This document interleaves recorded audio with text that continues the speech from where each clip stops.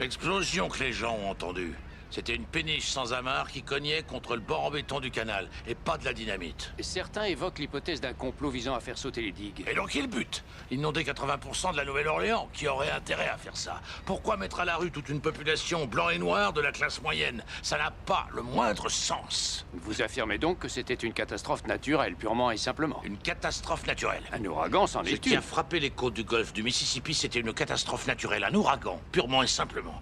L'inondation de la Nouvelle-Orléans est un exemple parfait d'incompétence. C'est une foirade des instances fédérales qui a pris des proportions épiques, mûries pendant des décennies. Papa, On coupera au montage, ça On va n'a aller. pas fait sauter les digues, pas plus en 65 qu'il y a 3 mois, ça c'est certain.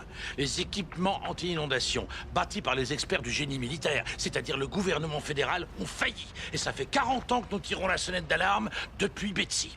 En disant que ça allait recommencer si on ne se bougeait pas. Et devinez quoi? Ils ont rien fait. papa, arrête, tu vas encore avoir une attaque. T'en fais pas, ma chérie. Aussi détendu qu'un concombre qui se glisse dans le cul d'un archevêque. On n'a pas fait sauter les digues. Les écluses ont foiré. Les berges se sont écroulées, les pompes étaient hors service, alors que tout ça était censé être capable de résister à une tempête bien plus énorme. Alors le gouvernement serait responsable, d'après C'est vous. exactement ça. Il faut désigner les responsables pour les assigner en justice. Les ingénieurs, les instances fédérales, les autorités locales, le gouvernement, les entrepreneurs qui ont économisé sur les matériaux et toute la clique des politiciens véreux qui s'en sont mis plein les poches. Mais étant donné que les dégâts ont pris une telle ampleur, pour quelle raison le contribuable américain devrait-il payer les milliards de dollars que va coûter la reconstruction de la ville? Mais d'où tenez-vous que des nations ne reconstruisent pas leur ville détruite? Pour alimenter le débat, admettons que la Nouvelle-Orléans a bien été, il y a longtemps, une grande cité.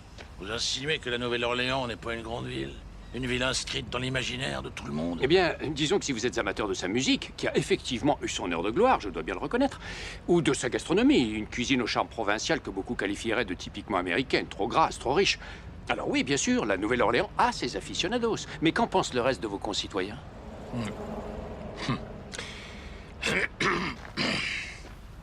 Provincial, passéiste. Vous détestez la bouffe, détestez la musique et la ville. Qu'est-ce que vous êtes venu foutre chez nous, nom de Dieu? Espèce de sale baltringue, grosse biffe de merde!